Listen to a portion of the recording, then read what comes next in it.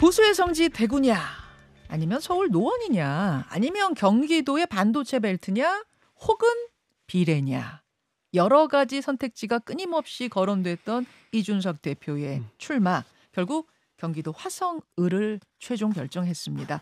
왜 이곳을 선택했는지, 또 개혁신당 지지율 반등 카드는 뭔지 오늘 직접 만나보죠. 개혁신당 이준석 대표 어서 오십시오. 네, 안녕하세요. 예. 어제 출마 선언하셨어요? 예, 그렇습니다. 예, 예. 동탄 호수공원 분위기는 어땠습니까?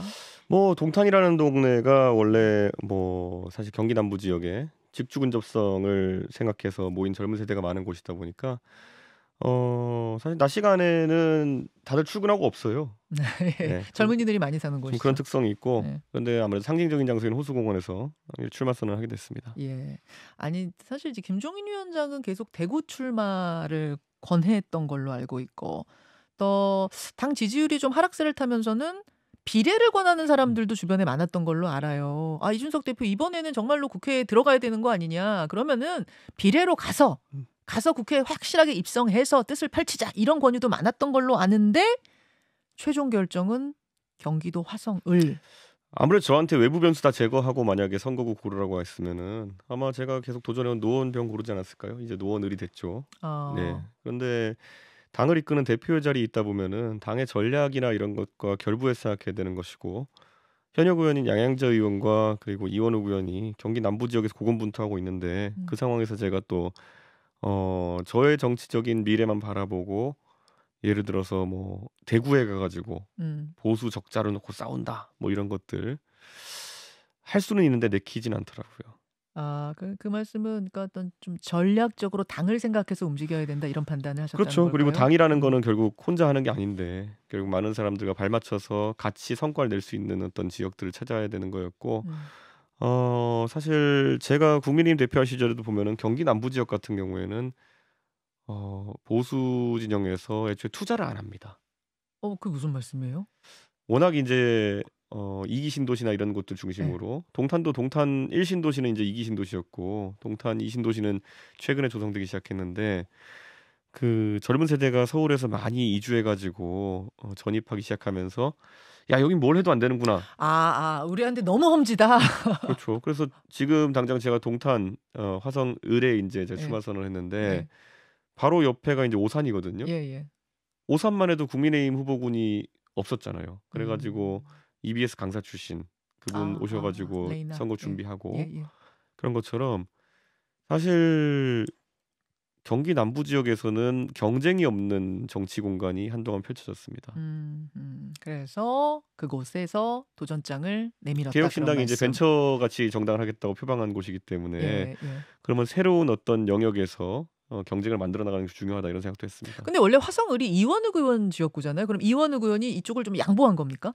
아니죠. 이원욱 의원님은 그 화성을이 이제 화성을과 화성정으로 나눠졌는데 이번에. 예, 화성정이 이제 사실 동탄 1신도시 지역이고 동탄 2신도시 지역이 이제 화성을 제가 하게 되는 지역인데 아무래도 이원욱 의원님은 오래 활동해 오셨기 때문에 동탄 1신도시가 오히려 더 오랜 기간 활동했던 분들이 있기 때문에 그걸 선택하신 것이고 제가 나머지 선택한 겁니다. 그렇게 보면 되는 거군요. 예.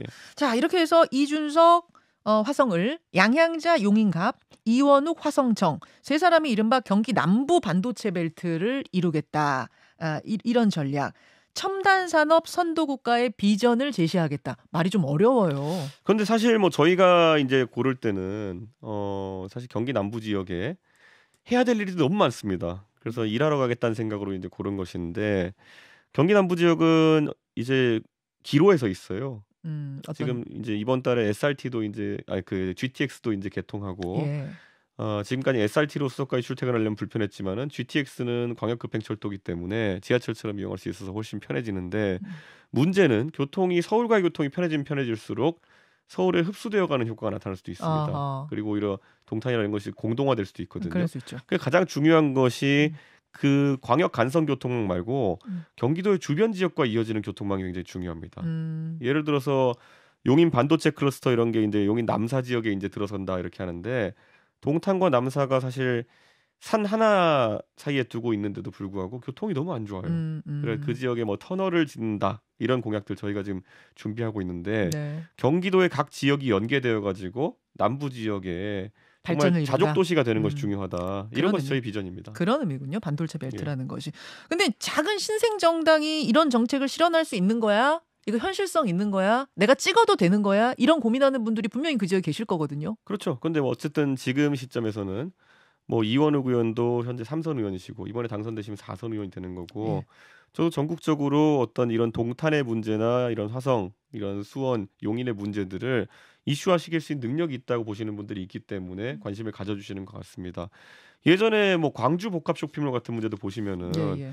광주에 뭐 국민의힘 의원 뭐 지방 의원도 없고 그리고 또 국회의원도 없는 상황이지만은 결국에는 국민들한테 이런 이슈가 있다는 걸 환기시킨 것이 굉장히 중요했던 것이고 지금 광주가 보면 복합 쇼핑몰 한 두세 군데 지금 동시다발적으로 추진되고 있거든요. 네, 저는 이런 것을 발굴하고 또 이슈화시키는 능력 그리고 완성시키는 것 이거 다 중요하다 봅니다. 아, 이게 그냥 그 당이 크다고만 되는 것이 아니라 이슈화, 전 국민적인 이슈화를 시키는 능력, 그걸 좀 믿고 봐달라 그런 그렇죠. 말씀. 예, 동탄 같은 경우에는 그런 이슈화 안 된 것들이 너무 많습니다. 그래요. 예, 지금까지 민주당이 한 60% 가까운 지지율을 기록하며 선거에서 계속 이겨왔던 곳이기 때문에 경쟁이 없으니까 아, 제가 항상 이런 얘기를 하죠. 부산 같은 곳이 지역적으로 봤을 때는 민주당의 동진 정책으로 인해 가지고 매번 공약이 뭔가 치열하게 붙습니다.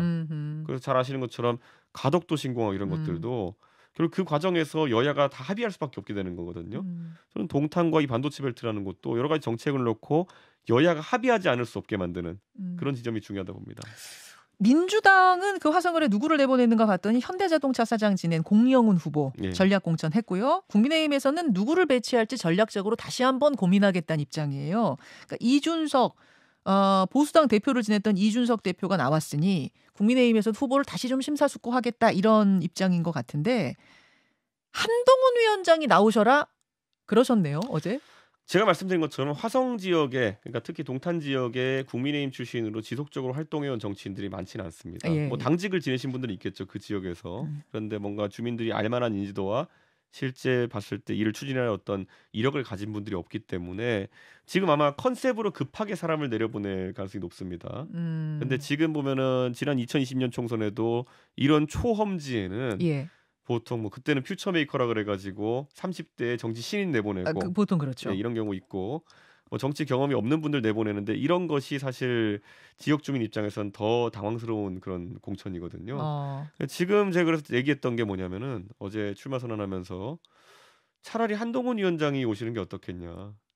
그거 그냥 하신 말씀이에요. 진심으로 하신 말씀이에요. 아니 경기 남부 지역을 진짜 방치하고 방기한 것이 아니라고 한다면은 예. 누군가가 실제 관심을 끌 수 있고 그리고 실제 무언가를 해결할 수 있는 능력이 있는 사람이 와야 되는 것이고 저쪽 불펜을 보니까 굉장히 센 타자라 그러는데 방망이 절대 안 잡는 타자가 하나 있습니다.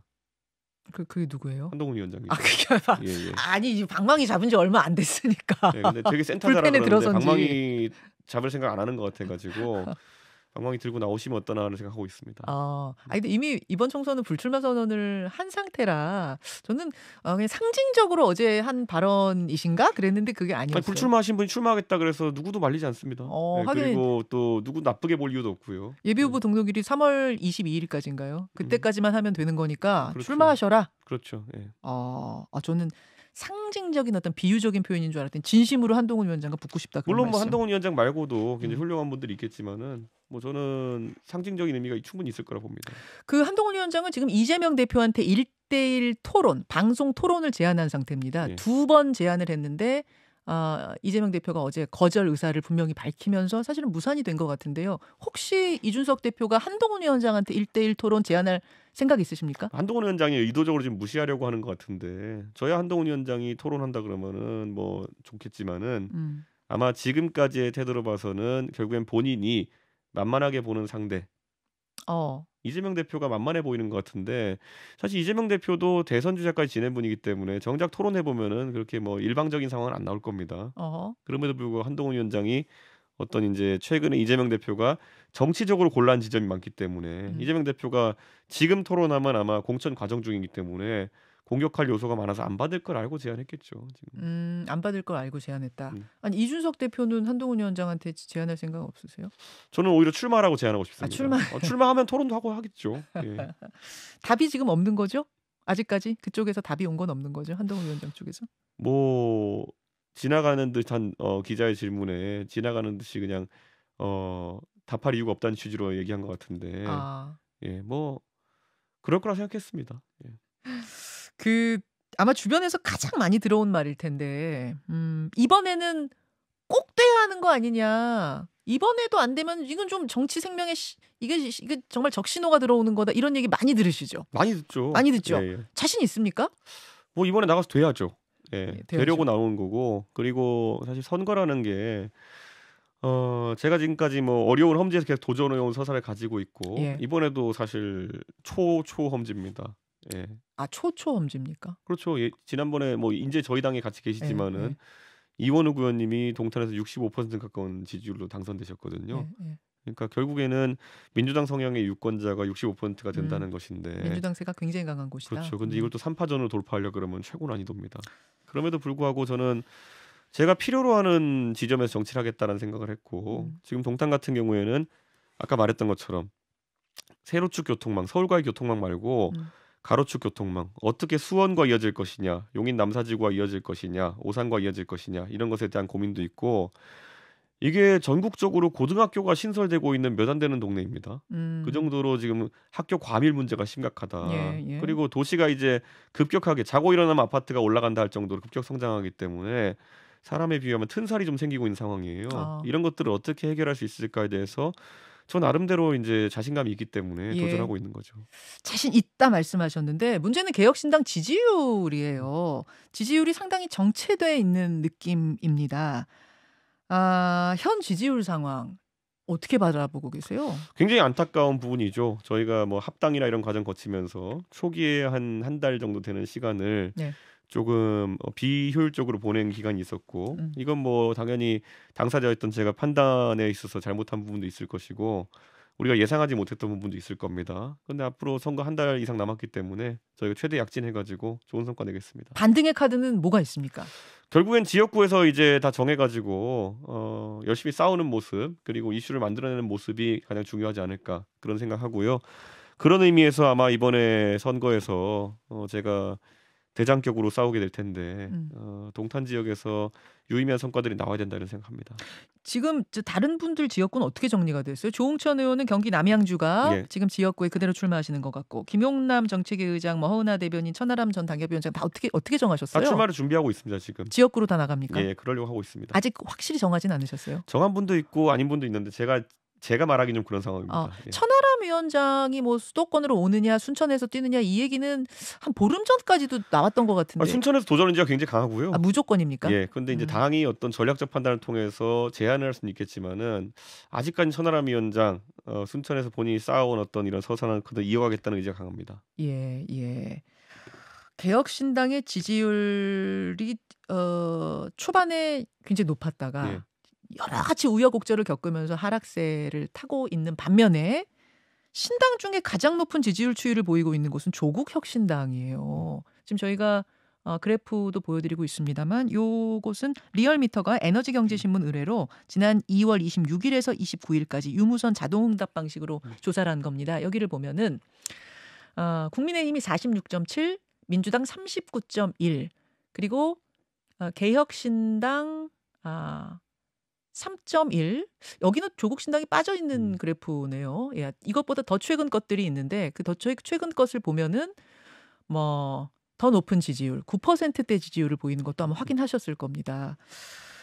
어떤 이유로 보세요? 조국 전 장관 같은 경우에 2심에서 징역 2년 받고 대법원 최종심을 앞두고 있는 상황이라 조국 전 장관이 당을 만든다는 것에 대한 비판도 굉장히 거셌고 민주당은 다시 조국의 늪으로 들어가는 거 아니냐 이런 당내 우려도 컸는데 막상 지금 나와 보니까 다른 신당보다 더 지지율이 높은 상황. 이재명 대표가 최근에 여러 가지 실책을 했다 생각합니다. 그 중에 하나가 이제 본인이 스스로 비례연합정당을 이제 꾸리면서 예. 진보당에게 이해할 수 없는 뭐 지분 할양이라고 해야 될까요? 이런 걸 하면서 왼쪽 낭떠러지로 스스로 걸어가고 있습니다. 민주당이 왼쪽 낭떠러지로? 예, 그러다 보니까 조국 전 장관의 신당 시도라는 것이 예. 민주당의 비례연합정당의 대체제 정도로 인식되고 있는 것이 아니냐 이런 생각이 들고요. 다만 민주당의 대체제가 된다 하더라도 어떤 공천을 하느냐에 따라 가지고 최종 명부를 보고 많은 분들이 선택하지 않을까 저는 그런 생각합니다.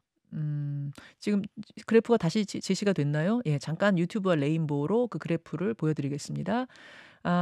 이것은 한국리서치가 KBS 의뢰로 2월 25일부터 27일까지 여기에 이제 조국혁신당 이름이 들어간 건데 개혁신당 3%, 새로운 미래와 녹색정의당 1%, 조국혁신당이 9%, 국민의힘 32, 민주당 23 이렇게 보이는 요 상황.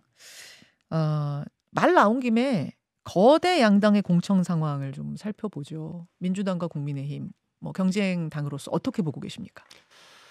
저는 국민의힘 같은 경우에는 지금 초기에 결국엔 특검법 전국이 통과되기 전까지 특검법 제2결이 통과되기 전까지 저는 굉장히 몸보신하는 몸살이는 공천을 했다 이런 생각하거든요. 음, 근데 이제 그게 표결 끝나고 나니까 이제 떨어지는 분들이 나오기 시작하잖아요. 근데 전략상으로는 뭐 잘했다 이런 생각이 들고요. 다만 이제 공천이 끝나고 나면은 최종 명부를 두고 많은 분들이 이렇게 얘기할 겁니다.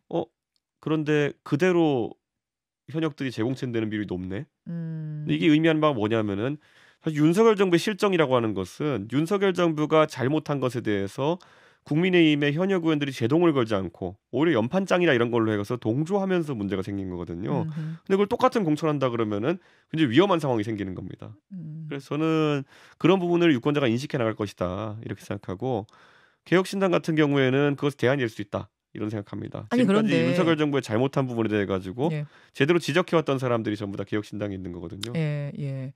그렇죠. 대립각을 세우면서 쓴소리 하던 분들이 나와서 개혁신당을 만들었는데 근데 문제는 지금 민주당의 공천 파열음이 너무 크다 보니까 국민의힘이 조용한 어떤 통합적인 행보를 보이는 공천이 더 돋보이는 느낌? 실제로 지지율도 올라가고요. 그러니까 이런 거죠. 윤석열 대통령이 잘 되는 것이 두려우냐 아니면은 이재명 대통령이 잘 되는 것이 이재명 대표가 잘 되는 것이 두려우냐 어. 이걸 유권자가 보고 있는 거죠. 그런데 이재명 어허. 대표가 최근에 보여준 사당화의 모습 이런 것들은 유권자에게 충분한 위기 의식을 가져오기 충분했죠. 음. 지금까지는 윤석열 대통령이 만약에 이번에 많은 의석을 얻어가지고 국가를 원하는 대로 통치하면 큰일 나겠다 생각했던 사람들이 음. 야 이재명 대표가 많은 의석 얻어도 큰일 나겠다 이런 생각하는 겁니다. 아. 그거에 상대적 비교를 하고 있는 것인데요.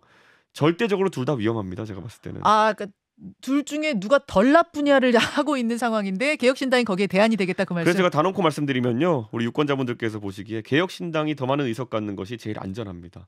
음. 둘 중에 누가 잘 되는 예. 것이 더 안전하냐? 지금 예. 우열을 가릴 수 없거든요. 근데 개혁신당이 중간에서 캐스팅 보트 역할을 했을 때 예. 정치가 훨씬 안전해질 것이다. 새로운 미래는요? 뭐 이낙연 총리님이 최근에 뭐 광주 출마나 이런 거 가지고도 굉장히 고민이 많으시는 것 같은데 음. 어쨌든 비슷한 지향점을 가지고 노력하고 있기 때문에 잘했으면 좋겠습니다. 아니 새로운 미래랑 개혁신당이 그냥 이왕 합당한 김에 물론 그 과정이 좀 갑작스럽고 거칠어서 당 지지자들의 반발도 있긴 했지만 이왕 합당했으면 그냥 쭉 가는 게 나았던 건 아니야? 뭐 지지율 측면에서 뭐 이런 저는 얘기. 그렇게 생각합니다. 그런데 이낙연 총리 측에서 이탈을 선택하셨잖아요. 예. 그쪽에서 이탈을 그렇죠. 선택하셨다고 저희는 보세요. 계속 같이 하길 바란다라는 입장을 냈었고 근데 그때 기자회견을 하시면서 이제 이탈을 선택하신 건데 저는 뭐 그 목적이나 취지가 무엇인지 관계 존중하고 그런데 좀 아쉽습니다. 뭐 이제는 둘 다 잘하자 그런 말. 잘해야죠. 예. 이제 민주당 상황을 어떻게 보고 계시는가? 어제 무슨 일이 있었냐면은 전날까지 새로운 미래에 합류하겠다라고 약속을 했다던 임종석 전 실장이 어제 새벽에 당의 잔류, 당의 뜻을 수용하겠다라는 말을 남기고 지금은 연락이 두절된 상태라고 하거든요. 이 돌아가는 상황은 어떻게 보시고 임 실장은 왜 그런 선택을 뭐 했어요? 그런 경우 많은 것 같습니다. 저도 이제 제3지대에서 여러분들의 이제 뭐 합류 제안 이런 것들을 받아보기도 하고 예, 저희가 영입 제안하기도 하고 했을 때 예. 때론 이런 것도 있어요. 뭐 어떤 제안을 저희가 하면 그걸 지렛대 삼아 가지고 또 다른 데 가서 말씀하시는 분도 있고 뭐 음. 절대 나쁜 건 아닙니다. 본인의 중요한 거취 결정의 문제니까. 그러다 보니까 그렇게 확확 좀 바뀌는 상황도 있습니다. 임종석 전 실장은 근데 왜 바뀌셨을까요? 막판에? 제가 그걸 어떻게 알겠습니까? 아니 여러 가지 이제 뭐 이야기가 나오기로는 당에 남아서 차후를 도모하는 것이 그러니까 총선 후를 도모하는 게 이게 전략적으로 더 낫겠다는 판단하는 거 아니냐. 그런데 저는 민주당이 만약 이렇게 한 달 반 전까지만 상황에도 유리한 상황 속에서 예, 만약에 안 좋은 총선 결과가 나오게 예. 되면은 민주당에게 장기간 반전의 기회가 없지 않을까. 저는 그런 생각을 좀 합니다. 왜냐하면 어, 총선도 4년 남은 상황이 될 것이고 음, 그리고 대통령 선거도 3년 남은 상황이 될 것이고 음, 지방선거로 분위기 반전시키긴 좀 어렵거든요. 그렇기 때문에 음. 민주당이 만약 선거 결과가 어려우면은 상당한 분열의 시기를 보낼 것이다. 그런 생각합니다. 그 지금이라도 뭐 통합의 정책을 다시 펴야 된다. 그래서 뭐 김부겸 전 총리나 정세균 전 총리한테 선대위원장을 제안했는데 거절당했다더라. 아니다. 그 오보다 뭐 여러 가지 이야기가 나오고 유시민 전 장관 이야기도 나오고 막 그래요. 지금 시점에서 공천 다 해놓고 그런 제안했을 때 그 총리급 되시는 분들이 음. 순순히 거기에 대해서 무슨 장기판에 말처럼 움직여 주시겠습니까? 그렇기 때문에 그거는 좀 애초에 되지 않을 판단이다. 저는 그렇게 아하. 생각하고 이재명 대표는 이번에 공천 이렇게 한 것에 대해 가지고 본인이 무한한 책임과 결과에 대한 어떤 평가를 받을 거다 이런 생각을 합니다. 그 당 지지율을 아까 보여드렸습니다만 국민의힘은 상승세, 민주당은 하락세가 뚜렷해 보이면서 국민의힘에서는 이렇게 되면 이거 160석? 아니 그 이상도 가능한 거 아니야란 말이 조심스럽게 당내에서는 나온다고 해요. 어떻게 판세 보세요? 160석이 나오려면은 서울에서 한 20개 가까이 의석이 나와야 되거든요. 예. 그런데 그거는 진짜 어렵습니다. 지금까지 국민의힘이 수도권에서 가장 많이 차지했을 때가 몇 석이에요? 서울에서 한 17석이었던가요? 몇 18대 석이? 국회 때는 48개 중에 40개 가까이 했거든요. 수도권 전체로 볼 때요? 19대가 이제 제가 비대위원 했던 네. 선거인데 48개 중에 16개였었습니다. 그 정도 하면 152석 정도 나옵니다. 아, 그 정도 그리고 해요. 그때는 경기도가 좀 더 잘 나오던 상황이었고요. 아하. 경기도가 60개 정도면 30개 정도 할 때였고요. 근데 네. 지금은 그만큼 경기도 못 하기 때문에 서울에서 최소 20개에서 25개를 해야지 과반 정도에 도달할 수 있거든요. 근데 그거는 쉽지는 않습니다, 원래. 어느 정도 내다보세요? 글쎄요. 제가 요즘 재선거 바빠가지고 지역구 세세 분석을 안 하다 보니까 잘 모르겠습니다. 근데 뭐 최근에 보시면은 서울 노원 지역에 제가 있던 곳에 보면 공천 때문에 어떤 분이 또 안타깝게 또 분신 같은 걸 시도하시기도 네. 하고 네. 이게 굉장히 혼란스러울 겁니다. 남아있는 공천들은 어려운 아하. 공천들이기 때문에. 30곳 남아있는 예, 곳들. 예. 거기까지 지켜봐야지 사실 진짜 판세가 그렇겠죠. 나온다. 예. 그런 말씀이네요. 어쨌든 국민의힘은 지금까지는 공천 파열음 없이 뭐 지지율 상승세 타고 있고 분위기 좋고 민주당에서 오히려 파열음이 나오면서 탈당 사례가 나오고 이러다 보니까 아니 이준석 대표 그냥 국민의힘에 남아서 공천 받고 그게 뛰었어야 되는 건 아니야? 뭐 이렇게 또 안타깝게 생각하시는 분도 계세요. 후회 안 하십니까? 지금 몇 달 전에 돌아가 보면은 저 죽이려고 다 난리였는데요. 뭐 그때 보시면 알겠지만 이준석 제발 나가라 이런 사람들과 거기다 더해가지고 뭐 여러 가지 모멸적인 상황을 계속 만들어내면서 했기 때문에 후회는 없습니다. 그거는. 누가 꼭 물어봐 달라고 하더라고요. 그래요? 혹시 지금 이 좋은 분위기 속에서 후회하진 않는가? 그런 거는 뭐 어차피 뭐 상황에 따른 것이고 선거 한 달 반 남았는데 한 달 남았는데 예. 그것도 내리막이 올 수도 있는 겁니다. 그거는. 아하. 예. 하기는 한 달 반이라는 상황은 선거 앞두고는 굉장히 길어요. 굉장히 깁니다. 하루 앞이 어떻게 될지 모르는 예. 그런 거긴 합니다. 개혁신당의 목표는 어떻게 됩니까? 저희는 계속 교섭단체 이상 구성하기를 바란다고 이야기했고요. 예. 저희 후보들 이제 거의 한 100명 가까이 등록할 것 같은데요. 모든 후보들이 개별 약진해서 100명 가까이 지역구 후보가 나와요. 어제까지 87명이었던 것 같습니다.